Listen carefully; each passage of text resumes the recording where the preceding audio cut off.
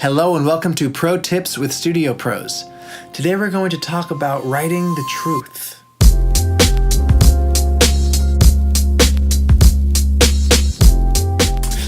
The truth. It is the job of historians to accurately document what has happened. But alas, we are not historians. We are but measly artists, reflecting society back to itself. No, but really, there was a point in time where songs were used as a kind of a form of history. When cultures didn't have ways to write things down, they would use song and rhyme as a tool to memorize things. For example, in Hawaii, they even now still celebrate that part of their culture by dancing and singing to these old songs they had. Anyway, in modern day, songs are rarely used as a medium to convey historical fact. But it gets a little confusing because you have things like movies and books that have much more complex and long-winded stories where you can actually use characters' names and likenesses to tell a story. And because of that, they have a kind of responsibility to be historically accurate. You know, they have names and reputations to think about when they tell these stories.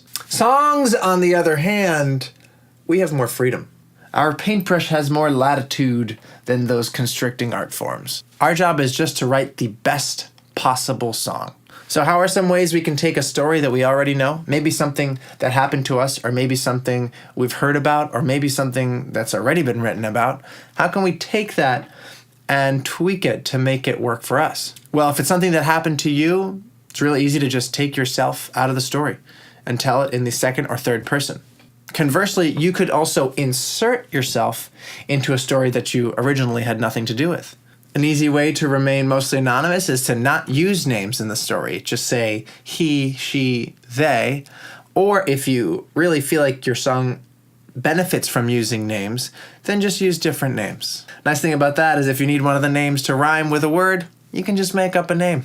And the biggest version of this is to take whatever story you're basing this off of and not necessarily use the entire thing. You can just use a portion of the story, and then maybe there's a way that you could use your creative mind and make it even more exciting at certain parts, and write that in. No one is going to care or question you. They just want a great song. Similarly, if you go in with a story, which may be a completely original story, or it may be a combination of reality and your imagination, you can always change it halfway through. If you feel like you've written your first verse and your first chorus and all of a sudden you just had an idea to change things up and make it a little more exciting or interesting or appropriate for your song, there's no reason you can't just, from there on, change the story a bit.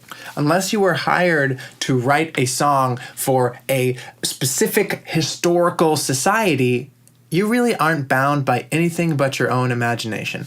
And it's great to use real stories as inspiration or as starting points, but you do not need to stay true to that all the way through.